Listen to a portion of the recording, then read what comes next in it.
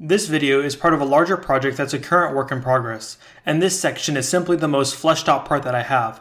So I decided to turn it into a video since it makes a lot of references to various media clips, which lends itself well to the video format.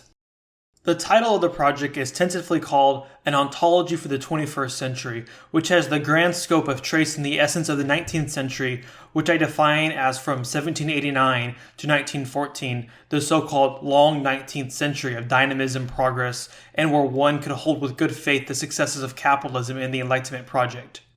Then there is the 20th century, which I define as from 1914 to 2012, which I have currently characterized as grandiosity in the age of technics, but that is subject to change perhaps. 2012 is the last year of the 20th century, for December 21st, 2012 was the apocalypse, the end of the world, and thus we are not living in the 21st century. Or to state otherwise, I refuse to give dignity to our contemporary situation by calling it the 21st century, for part of this project is outlining what the 21st century can be, a change not just in its tropos, but in its very logos. The thrust of the project is to show how we can weaponize the end of the world, or the apocalypse, in order to bring about potentiality so that we can reveal the ontology of the 21st century. Here we are guided by Dominic Venner's reminder that rarely do historical centuries coincide with those on the calendar, as well as a Christian framework that grounds our moral and epistemological framing from which stems our apocalyptic understanding of the world. This specific section I will be covering is dedicated to the notion that historians like Eric Hobsbawm and many others have taken up, which argues that there was a so-called short 20th century, dating from the start of World War I in 1914 to the fall of the Soviet Union in 1991. This section is giving them their due here and talking about how the 90s were indeed apocalyptic, but that it was merely a foretaste of 2012, the true end of the 20th century.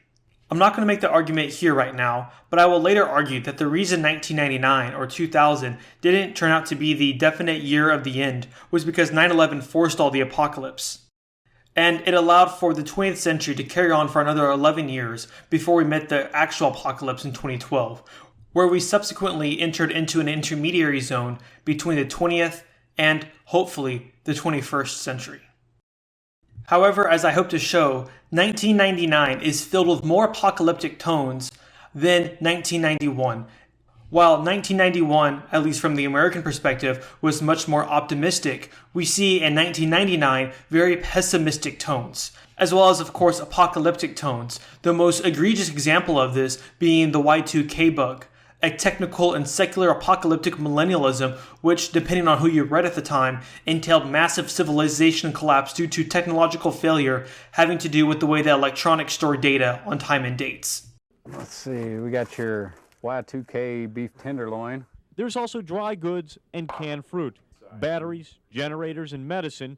It's no longer a basement, it has the look and feel of a general store. We're average, everyday folk that, are a little concerned, and we're not going to depend on somebody else to take care of us if something does happen. People at the time even wrote about how there was a similar millennial doom in the year 1000 AD in order to make themselves feel better. But in actuality, there was no Y1K phenomenon, in part because the calendar wasn't even standardized. We were so uncomfortable with the idea that we were below science and reason with our millennial apocalypticism that we created these mythical stories about people who were even more superstitious than us who faced similar fears. The great irony, of course, being that in doing this, creating mythical stories of the past to comfort us about the present, we reveal that our own superstitious nature hasn't left us even after hundreds of years since the dawn of secular reason. However, I do not wish to talk any more about the Y2K phenomenon other than to highlight the apocalyptic tones that manifested in this false alarm. Rather, I wish to examine 4 pieces of 1999 media. The Red Hot Chili Peppers album Californication, specifically the eponymous song, and 3 movies, The Matrix, Office Space, and Fight Club, all of which reveal an apocalyptic pattern which I have mentioned, but all with a unique twist about what has caused the end of the world and how we are to escape it. Before this though, I want to define and explain the terms margin and center, which I will be using a lot. At one level, I mean them quite literally, what is in the center society and what is at the margin, the fringe or the edge. However, this seems to have less and less of a meaning nowadays due to the apocalyptic times we are in and the cacophony of symbolism that has emerged. A better place to begin might then be to look at medieval manuscripts, which are full of the so-called marginalia, these very odd scenes of monsters and all sorts of absurdities surrounding the text, including Bibles. Here, the margins are that which is still part of our world, but represents the breakdown of reality and what reality could be. The marginalia is meant to show a world without meaning, an upside-down world of excess, and where things are not in their right place. The margin is not supposed to be the center of our attention or focus, nor is it supposed to be what our world revolves around. That role is reserved for the center or the middle. For instance, in a medieval city, the church was at the very center and was supposed to be the highest of all buildings. Everything revolved around the church. And then outside the city's perimeter, the edge of the city, is where the margins existed: prostitutes, leper colonies, merchants, and carnivals. These things are all a part of our reality, and they can't simply be repressed without major consequences. But they shouldn't be the center of our lives. Rather, the church is supposed to be the center of our lives, and part of the apocalyptic pattern is things not being in the right place. The margin going into the center, and the center going out into the margins. On the Red Hot Chili Peppers' Californication album, the eponymous song reveals to us the feeling of the end of the world, and also the immense irony that such a situation brings. The main lyricist, Anthony Kiedis, describes coming up with the lyrical content for the song in his 2004 autobiography Scar Tissue while visiting Thailand for a drug detoxification. One of the things that struck me on my travels to exotic places, Kiedis says, including the Sea Gypsy village in Thailand and the bazaars of Indonesia, was to the extent which American culture had permeated all these places, even to the time of bootleg Red Hot Chili Peppers t-shirts. While Kiedis obviously knew that there was a general trend of Californication or perhaps globalization going on, I find it questionable based on reading other parts of his autobiography that he understands the deep meaning of the song he wrote. Particularly striking is the second verse. It's the edge of the world in all of Western civilization. The sun may rise in the east, at least it's settled in a final location.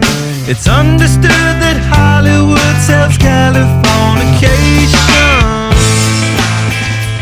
Kiedis doesn't seem to be able to connect the dots in talking about the lyrical inspiration for the song and the excitement of the global success of the album that he expresses.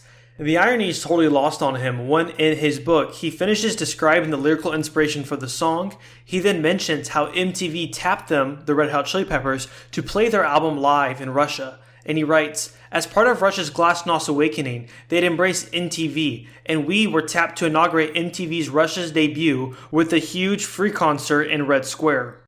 A song showing the dark underbelly of the Hollywood dream, how it has infected every corner of the globe, is being used to further this process of globalization and penetrate into the heart of the former Soviet Union.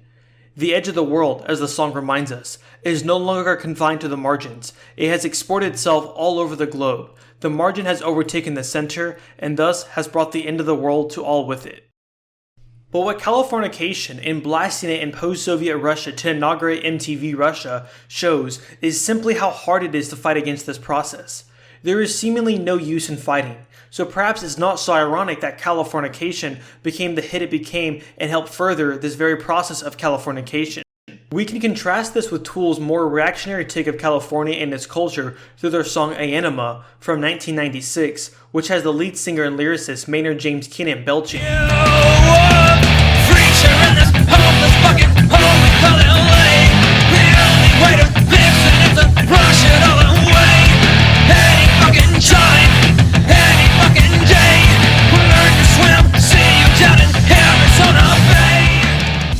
There has been speculation by some that in Californication, the lyric "In tidal waves couldn't save the world from Californication" is a response to some of the lines in Anima.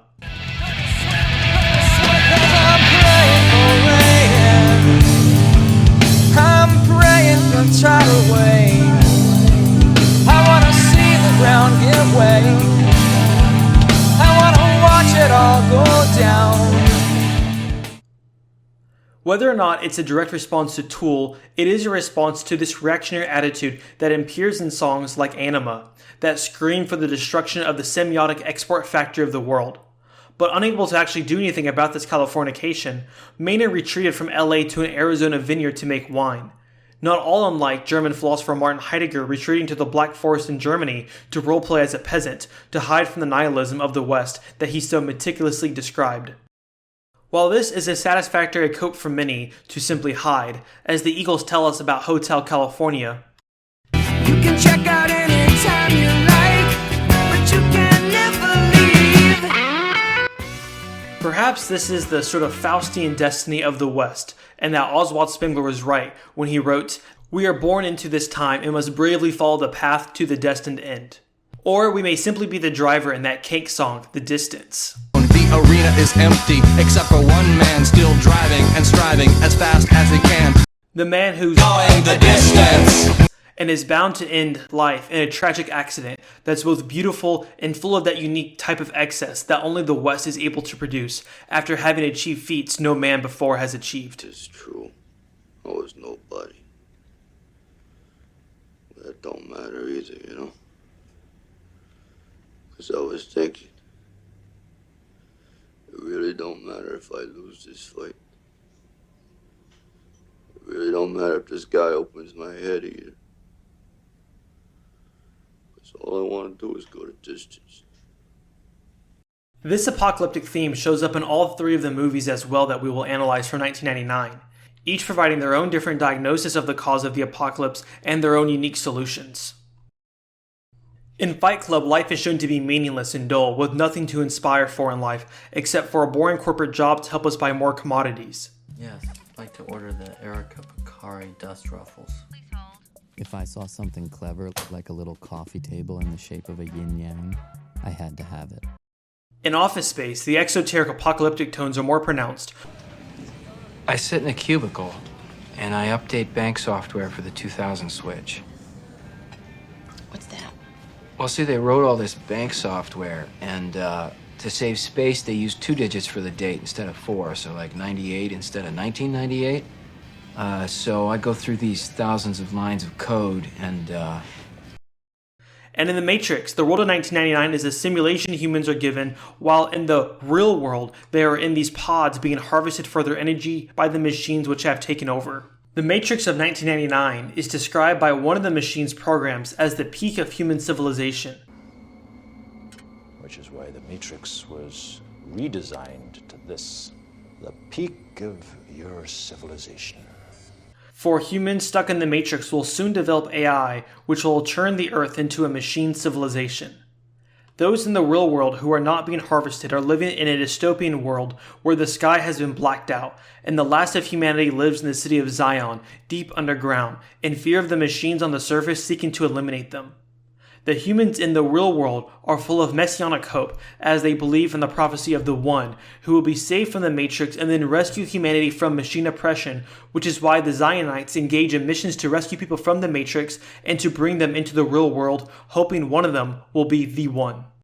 In the original Matrix trilogy, it is revealed that as time goes on, the Matrix gets more and more unstable and has to be reset as humanity's free will become more and more a destabilizing feature, which is why the machines developed the One so that it could be used to reset the Matrix about every 100 years in exchange for the free humans dying except for 23 people, symbolic of the number of chromosome sets that contain all of our genes.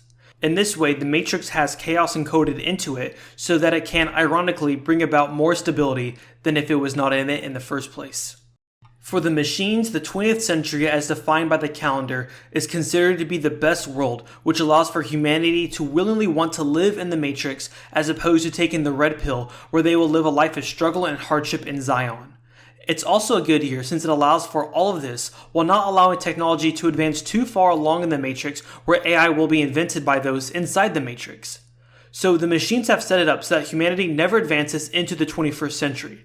For the late 20th century is the peak of human civilization, as we were reminded, and there's almost a Y2K problem inherent within the machines which requires it to be reset once it has been running too long. It is no coincidence, then, that in The Matrix, Neo was a hacker and worked for a large software company called Metacortex. He is the Y2K bug that brings about the end of the world before the 21st century can even begin. To put this in other words, even in the machine's own program, where they can code just about anything that they want, they are unable to craft an ontology of the 21st century, for it always leads to dystopia. Instead, they rely on a constant loop of the 20th century, and the people of Zion have to wait for their savior to come within the 20th century to liberate them. This is reminiscent of early 20th century Marxist philosopher Georg Lukács, who wrote, "The capitalist reified world appears henceforth quite definitively, and in philosophy under the spotlight of criticism, it is potentiated still further, as the only possible world, the only conceptually accessible, comprehensible world vouchsafed to us humans." Or to quote that phrase Marxist culture critic Mark Fisher popularized, "It is easier to imagine the end of the world than the end of capitalism." Or, as we might put it, it is easier to imagine the end of the world than the beginning of the 21st century. In the Matrix films, we are told to question our world, what is illusionary, what is real, and are shown that even in the real world, the line between real and illusionary is very porous, a sort of postmodern allegory of the cave.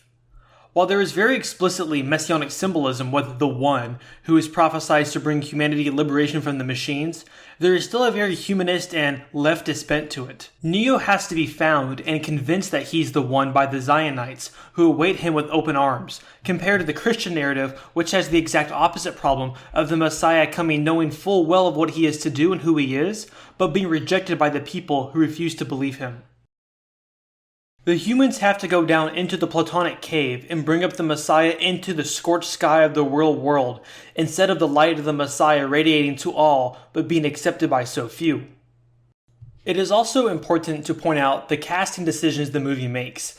The Zionites are very racially heterogeneous in the movie, while the agents and all the representative of the machines are stereotypical leftist images of the white privileged businessman, save for the architect who looks like Freud, the so-called architect of the modern world.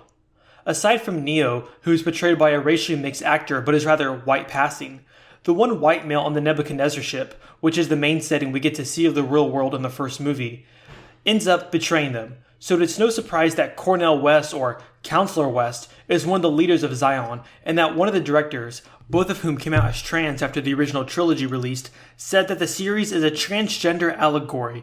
Even the setup itself reeks of a crass, leftist, materialist take, with the humans being physically harvested for electricity for the machine's energy needs, foreshadowing bad leftist takes of George Bush's War on Terror being about oil and corporate profits. The movie is the leftist view of the apocalypse, a world dominated by the white patriarchy, which a motley crew of scrappy women and various non-white peoples need to revolt against, complete with orgiastic raves and a new age religion, reminiscent of what Father Seraphim Rose deemed the religion of the future. A thematically similar movie is Fight Club, where distraught men live meaningless lives, join a literally underground club where they can go and collegially beat each other bloody to feel alive. The narrator works an office job and openly calls out his consumerist behavior, seemingly unable to stop. The Klipsk personal office unit, the Hovatrek home Exerbike, or the Yohanneshav sofa with the string green stripe pattern. Even the Rizlampa wire lamps of environmentally friendly unbleached paper. I'd flip through catalogs and wonder, what kind of dining set defines me as a person? He goes to support groups for all kinds of things, testicular cancer for instance, in order to see what real pain is like. Come on, I'm in pain. You want to see pain? Swing by First Methodist Tuesday nights. See the guys with testicular cancer. That's pain. This is right-wing illiberalism, with its closest real-life counterpart being the interwar philosophy of Ernst Jünger of the German conservative revolutionary movement. It is also interesting to note that starting in 1999, the year this movie came out, the US medical industry started treating pain as a symptom in and of itself. Life is superficial in this world. Everything feels like copy of a copy of a copy. And the answer to this crisis of meaning is to punch and be punched. Tell me, Jünger says, tell me your relationship to pain and I will show you who you are. For pain, he says, is one of the keys to unlock man's innermost being. I didn't hurt you, did I? Actually, you did. Thank you for this. This is a revolt of the margins, but much different than what we see in The Matrix, and the casting choices for both the main and supporting characters bear this out. Almost all the people involved in Fight Club are white compared to both the main and background actors in the Matrix trilogy. These men are the marginalia of an effeminate liberal capitalism. Tyler Durden says in a reflective moment, "We're a generation of men raised by women. I'm wondering if Another woman is really the answer we need.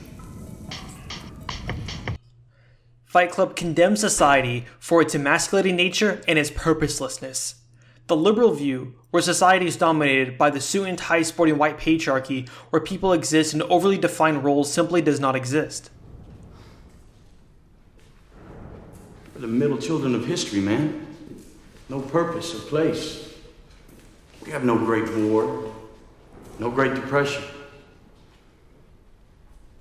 Our Great War is a spiritual war. Our Great Depression is our lives. Society is indicted for the total confusion men are put into, the total lack of meaning, the lack of place men are given.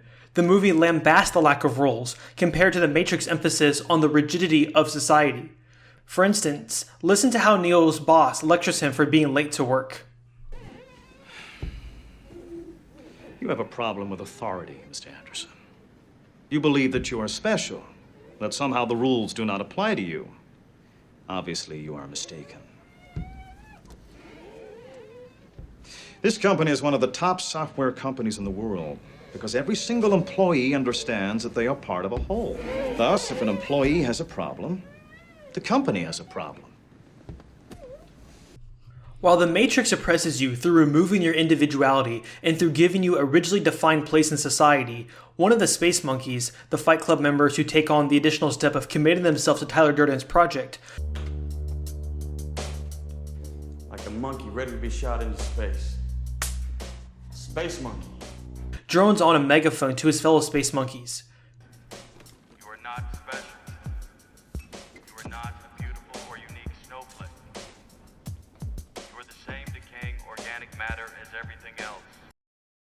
People go to Fight Club precisely to be berated by a man, to be told what to do, to lose their individuality and to become part of something much greater than themselves. To quote Neo's boss, each person yearns to understand that they are part of a whole. We can imagine a shirtless Tyler Durden riffing the words from Neo's boss and informing the attendees something like, "If anyone in Fight Club has a problem, then all of Fight Club has a problem. The time has come to make a choice. Either you choose to join us from this day forth, or you choose to find yourself somewhere else." This theme rings the same tune of the speeches that Martin Heidegger gave to students at Freiburg University after the electoral victory of the NSDAP in 1933.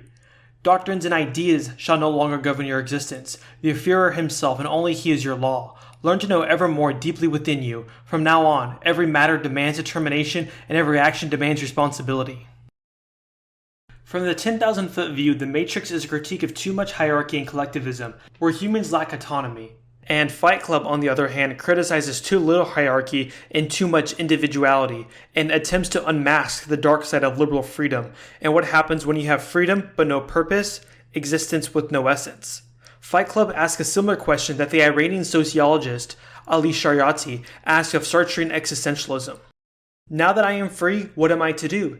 Existentialism has no answer to this question. Two steps are at issue here. Whoever wishes to take my hand and provide me with the means to escape this prison should have an object in mind and a program after I escape. Otherwise, I will have nothing to do. My freedom might turn into vagrancy, in which case it would no longer be clear that I was well served in being set free. If freedom has no purpose and touchstone, it is vagrancy. Next, it will turn into futility, and after that it will take the form of Western existentialism, whose goal is to go looking for hashish in Nepal or the Kuiper Pass. To fight against this, Tyler Durden launches a plan to accelerate the end of the current society. Meaning can only be found through getting comfortable with pain. As Junger wrote, the point is to integrate pain and to organize life in such a way that one is always armed against it. It is a matter of maintaining complete control over life so that at any hour of the day it can serve a higher calling. The central question concerning the rank of present values can be answered by determining to what extent the body can be treated as an object. Moreover, the movie vindicates Junger's argument that the lumpen proletariat are the most revolutionary class, for they are the most accustomed to pain. Without pain, without sacrifice, we would have nothing. However, instead of the conservative revolutionary task of seeking meaning in the aftermath of World War I, they are trying to find the meaning of their great spiritual war and the solution to the Great Depression of their lives. Their Brotherhood of Pain follows the fear and principle of following Tyler Durden and his various homework assignments, which make them lose their individuality to become space monkeys and to help create Project Mayhem, where among many things they are to start a fight and lose, and infiltrate buildings in the financial district to eventually blow up. The end of the world has come through consumeristic nihilism in this universe. As we're told, the society of consumers has begun to be consumed by the objects, and our lives have no meaning. Our fathers were models for God. If our fathers bailed, what does that tell you about God? So we must take matters into our own hands and beat each other bloody to feel alive, and to force people like Raymond K. Hessel at gunpoint to follow their dreams of becoming a veterinarian and blowing up buildings in the financial district. I don't know. What did you want to be, Raymond K. Hessel? The question, Raymond, was what did you want to be? Answering, Raymond. Jesus. Veterinarian. Animals. Yeah, animals. Good stuff. Yeah, I got that. The middle children of history with no purpose or place have sought to take their revenge. If the end of the world is here giving us no purpose but freedom, we can use this freedom to make it beautiful and find meaning through destroying it. We are presented with quite a different view of the end of the world in Solution in Office Space, where the main character, Peter, has the job of updating computer software to prepare for the year 2000 and the Y2K bug. But he has an oppressively monotonous job with a series of overbearing bosses and an annoying girlfriend whom he suspects and later confirms is cheating on him.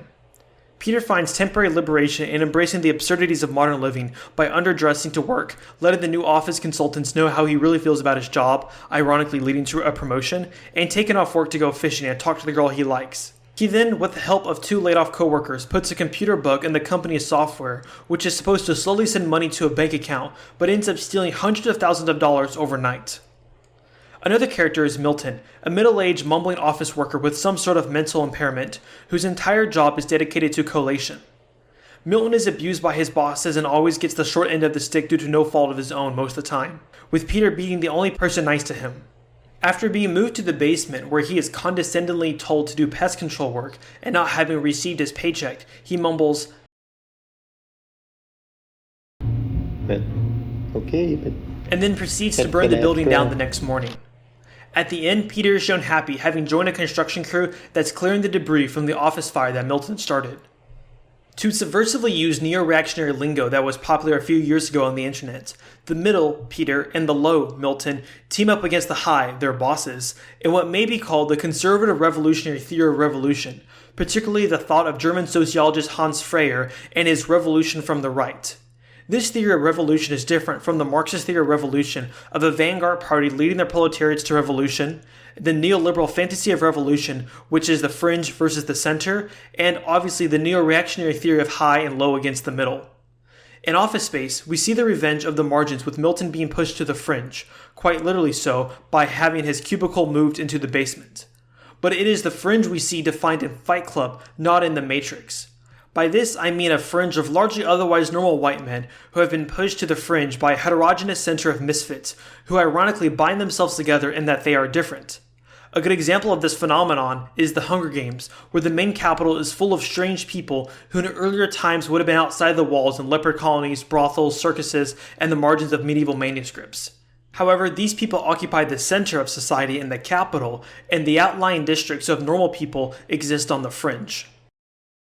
We can easily imagine Milton to be one of Tyler Durden's space monkeys and a regular member of Fight Club who had the task of burning down his office building and was able to find meaning in the nihilistic world through his act of destruction, while also absolving Peter and his co-workers of their debt and evidence of wrongdoing, just like what Tyler Durden's Project Mayhem intended to do through blowing up buildings in the financial district to erase credit card debt.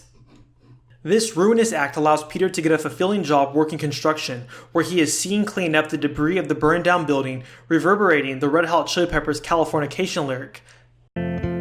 Destruction leads to a very rough road, but it also breeds creation.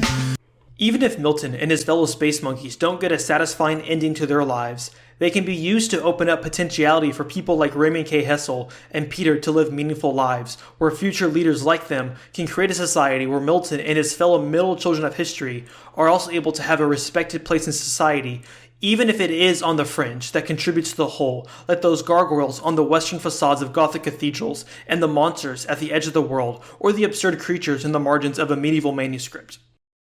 Office Space also contrasts well to The Matrix, since they both assert 1999 as the end of the world. Yet due to capitalism, life is utterly meaningless, and this apocalyptic time falls short of the awe of St. John's revelation.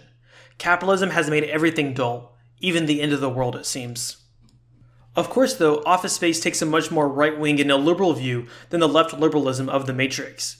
The problem isn't the patriarchy, but that we need to have meaningful and laborious work, attractive girlfriends, and honest social relationships, not mired in bureaucratic and technical nonsense. The revenge of the margins is not glorified in and of itself as The Matrix does. Rather, as the world comes to an end, the people on the lowest rungs are not going to feel like they have a place and will lash out, being merely destructive. But it's the job of those in the middle to use this lashing out against the high to finish the struggle and to create a place for those on the margin or on the lowest rungs. As Junger said in The Worker, every manual activity, even the mucking out of horse stables, has rank insofar as it is not experienced as abstract work, but it is carried out within a large and meaningful order. The middle, then, in this frame, have the task of directing the reactionary outbursts of the low to be creatively conservative, and to build new institutions in the ashes of the high brought about by the low. The low are to bring about potentiality by knocking down the foundations of the rotting society, while desperately passing the baton to the middle to bring about a new world and to avoid just flipping the margin center position as liberalism and reactionaryism does, which just creates dialectics and chaos and not life. In this way, all of these movies and songs point to the end of the world, but some also point to a way out of this and remind us that the apocalypse is the end, but it is also the beginning. Mary McGill, be my ferry to the world, be my very own constellation. A teenage bride with a baby inside, getting high on information.